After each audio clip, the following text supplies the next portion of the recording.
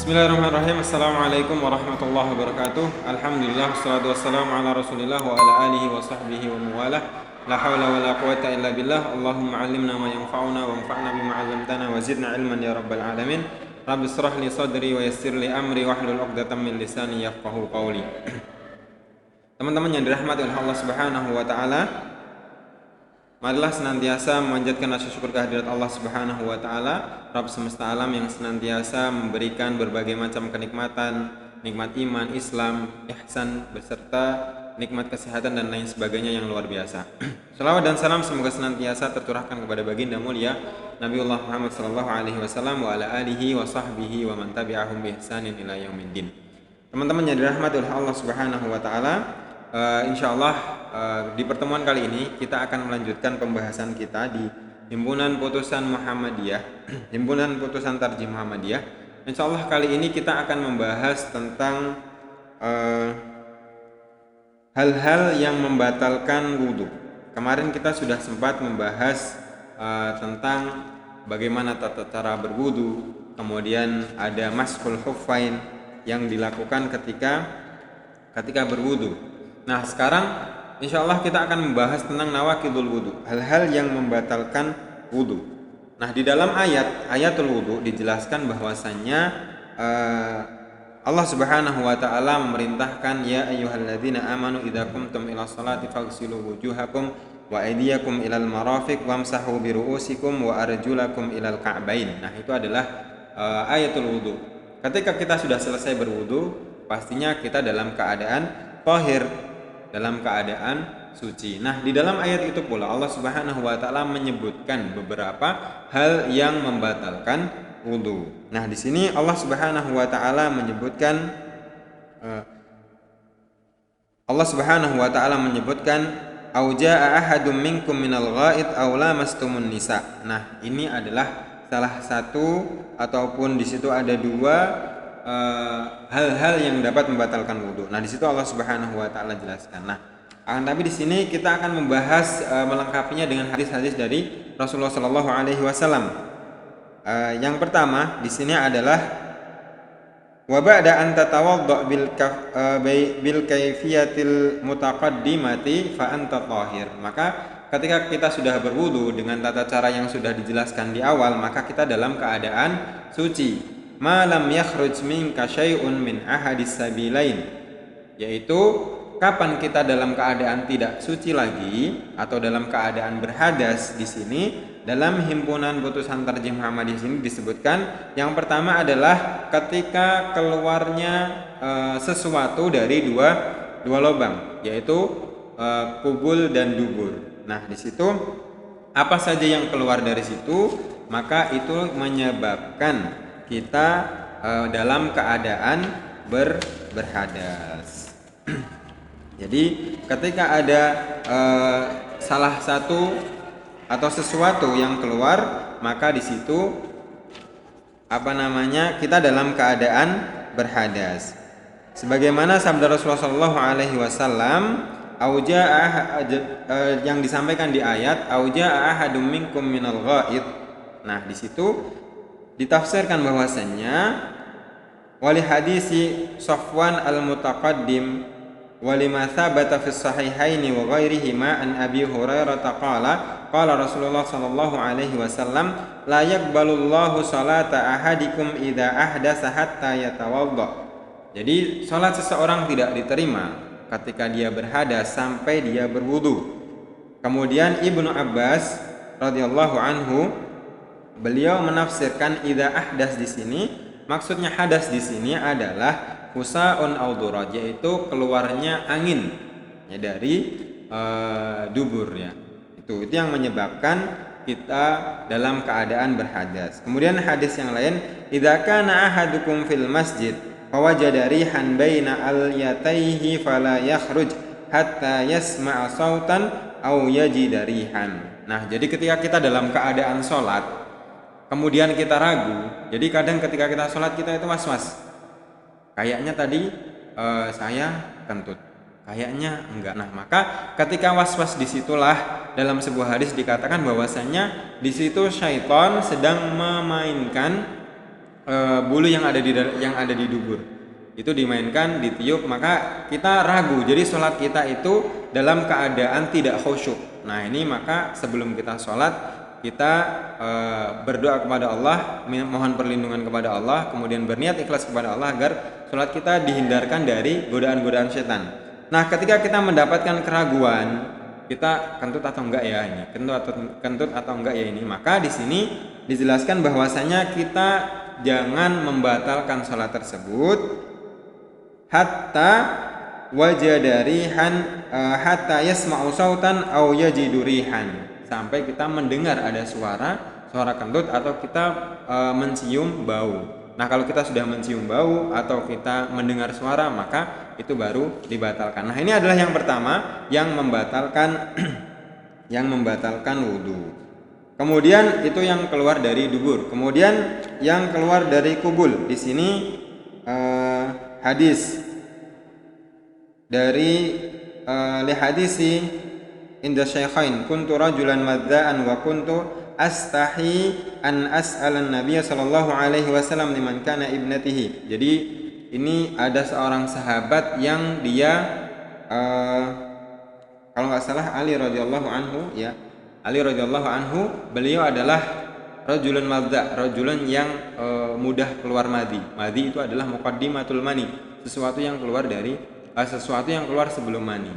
Itu namanya madi. Nah, di sini maka Ali radhiyallahu anhu beliau malu ketika bertanya kepada Rasulullah sallallahu alaihi wasallam karena istrinya adalah anak dari Rasulullah sallallahu alaihi wasallam.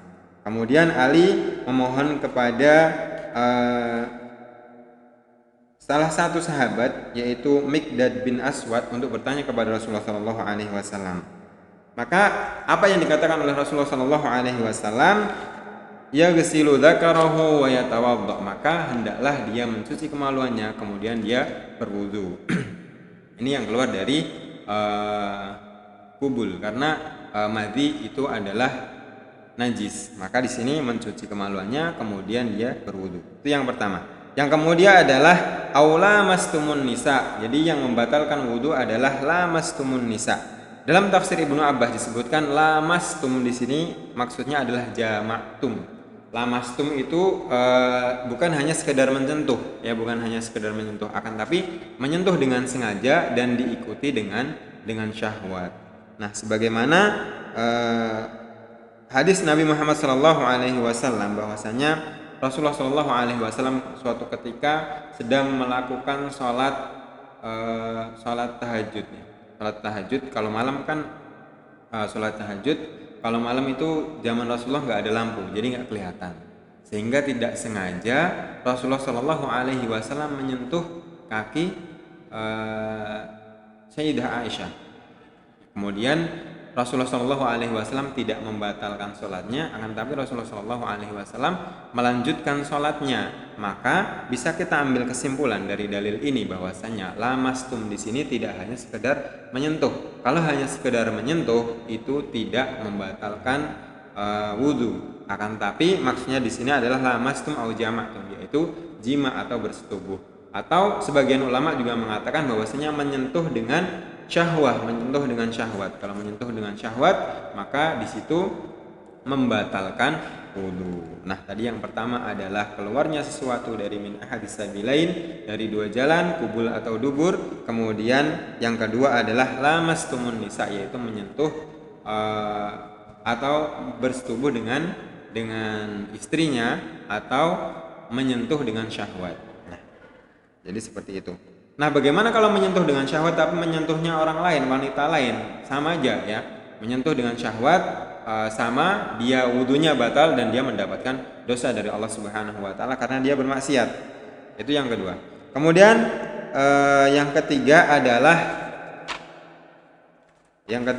masud dzakar, ya. Masud dzakar itu menyentuh kemaluan, ya, menyentuh kemaluan. Maka di sini Rasulullah SAW menyebutkan man massa dzakarahu falyatawadda, barang siapa atau siapa saja yang menyentuh kemaluannya maka dia harus berwudu. Di sini enggak laki-laki, enggak perempuan, semuanya ketika menyentuh kemaluannya maka dia harus berwudu. Nah, di sini kita harus membedakan. Tadi kan di atas lamastum. Ya lamastum. Kalau secara bahasa itu artinya lams. Lams itu sama menyentuh, tapi secara makna ayah di sini lamastum itu adalah menyentuh dengan sengaja, menyentuh dengan syahwat. Kemudian kalau masun, ya masud zakar itu hanya sekedar menyentuh.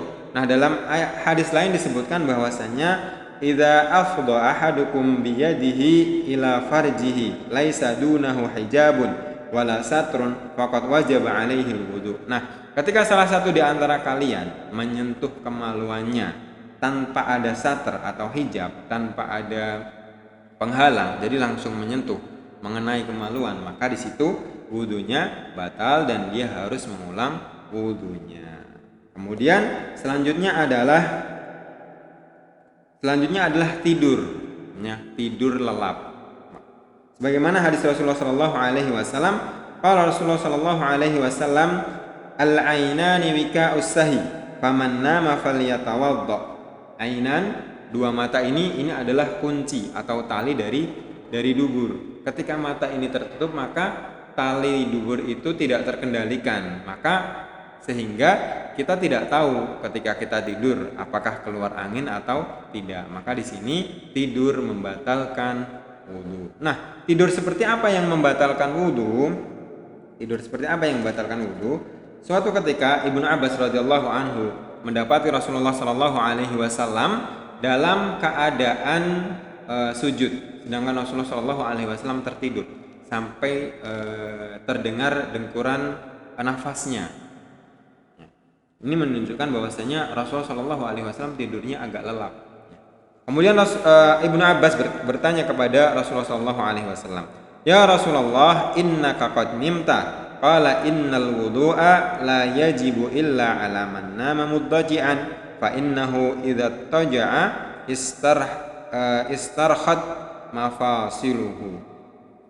Jadi Ibnu Abbas bertanya kepada Rasulullah, ya Rasulullah, tadi engkau tertidur ya Rasulullah, apakah engkau tidak berwudu?